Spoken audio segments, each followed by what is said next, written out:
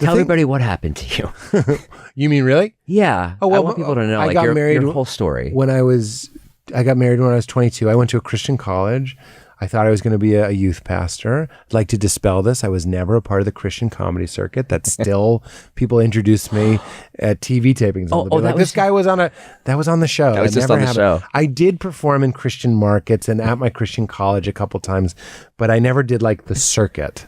Okay. I think there is a circuit. Sure. There are certain people that like work the religious circuit. I never did that.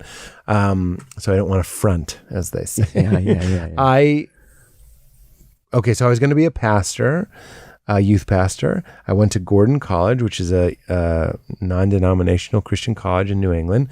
I got married my senior year. Like right after my senior year, I wanted to move to Chicago to do improv, but I was very codependent. I didn't know any of these terms at the time. I was very codependent and also very scared. And I was 22. And I also didn't want to live in sin. That's a real thing. So my girlfriend and I got married very unceremoniously. There was no engagement. There was no ring. I was just like, well, I'm moving. It's almost like it's a little aspy. It's like on the spectrum. I was like, well, I want to get married. I want to move to Chicago. We're dating. I don't want to break up. I asked my mom. She was like, you should marry her. I was like, okay. Real insanity. True insanity. Yes. But it is what a lot of people do. Especially, you're 22. I think you and I both forget what it's like. I remember. I was a fucking idiot. I mean, I certainly, it was more of a guileless sort of like what could go wrong. I was a real golden boy. Nothing had really ever not just gone my way. I wasn't always like, I won the lottery. It wasn't like that. There was stress and stuff like teasing, high school, junior high, all that sort of stuff. But I still felt like inherently sort of golden. And I was like, if I'm going to move to Chicago and do comedy, I will be okay. Like that's going to work out. So I might as well, and this is a real key as to why I got divorced. I was like, I may as well get married because that'll take that off my plate, like who you're going to be with. Yes. Like the least romantic gesture you could ever have. And I'm pretty sure I probably even said that like at parties. I was like, get married, one less thing to think about. And really, of course, a relationship, you have to continue to woo the person, continue to pursue them. I did the same thing. Really? I got married because I thought I was supposed to get married. A lot of people do. Yeah. People are currently planning those weddings right now. And you know what? Maybe they should do it because I'm not here to tell you one way or the other, anybody listening, but like a bad marriage is maybe what you need. I needed it. Mm-hmm. And it wasn't a garbage marriage or anything, but like it was fine. We were friends. It was a friendship marriage.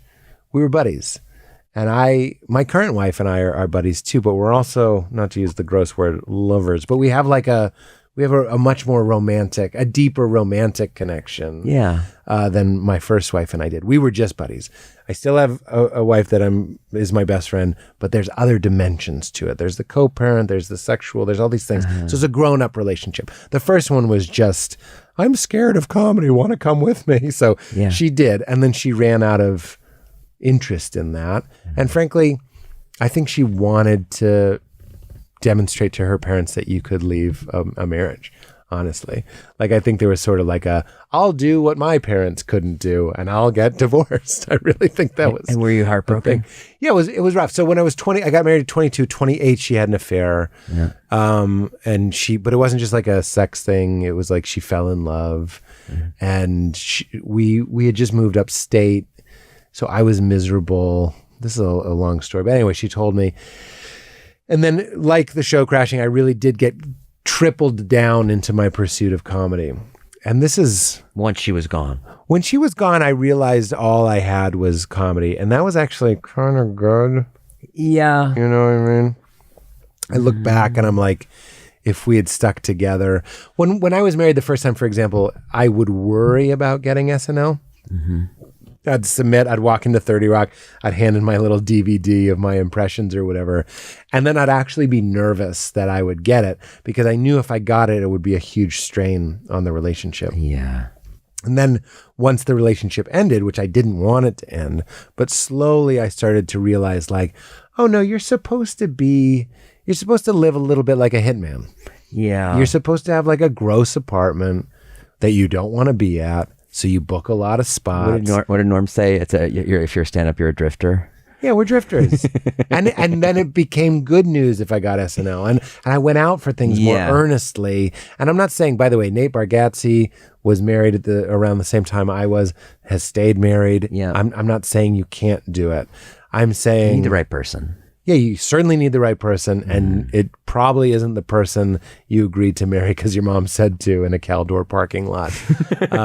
But because the marriage fell apart, it's like I went through my 20s and my 30s. I was 28 when she left, and then I got to I dated a lovely woman, a kind of a rebound. It was like 4 weeks after my wife and I split. Because again, deeply codependent. But I got to see what it was like to have a relationship and, smoke cigarettes and get drunk and how much of all this nonsense. Were you still? Were you actually that wide-eyed as you portray in Crashing? It's a little bit more on the show, but not much. So you were kind of like, oh man, I'm in New York and this is a sex shop and a little bit, right? Yeah, I mean, a lot of that stuff was based on real things. Some of it was after I came out to LA. The relationship of the woman who took me to a sex shop was based on a real woman I dated when I came to LA, who was just incredibly, and I say this is a positive thing. She was very comfortable with her sexuality. So would go to sex shops, and I was very uncomfortable with my sexuality. Yeah. We went to a pet store to buy a leash. I'm freaking out telling you this right now. Here's your thumbnail. We bought a leash for what? We never used it. I say that I'm proud of. We never used it. Who would go on the leash? She would go on the leash. She would go on the leash. Yeah, I mean, we never did it though, because she was just leagues ahead. People are wild in New York. Yeah. There's nothing wrong with leash if you want to do that. But Jason, this is how I know I'm a comedian. I have I don't know if kinky is still a okay word, but I'm meaning it in a good way. I have a kinky, sex positive girlfriend. She takes me to a pet shop to buy a leash to put on her neck. My favorite part of that experience was improvising to the pet shop owner what kind of fake dog we had. Because I did a little improv scene. I was like, yeah, it's he's probably 30 pounds. That was my favorite part. Most guys would be like, oh, I get to have kinky leash sex. Yeah. I was like, I think I really convinced this guy at PetSmart that we had a dog. And did you see I made him laugh? That is how you know you're a comedian. I had a moment like that this morning, a real life comedian moment. I went in, I got my coffee at Starbucks, and I hadn't, it hadn't gone through, the order hadn't gone through. They said, oh, Jason, we don't see it. They see me, let me put it through. And they go, well, I guess you just want to spend more time with us. Like that. And I go, oh yeah, And I said, well, yeah, I brought you guys all here. I have something to tell you. And that got a laugh, right? Yeah. But it was too early in the morning. Yes. And I couldn't, your coffee, literally. I couldn't finish. What I wanted to say was, sure, I'm going to become a dancer, but I couldn't get it out. So there was just this awkward 4 seconds where there was four baristas and then once I said it, I had missed the timing. It was over. No, welcome to my life. That is me every day.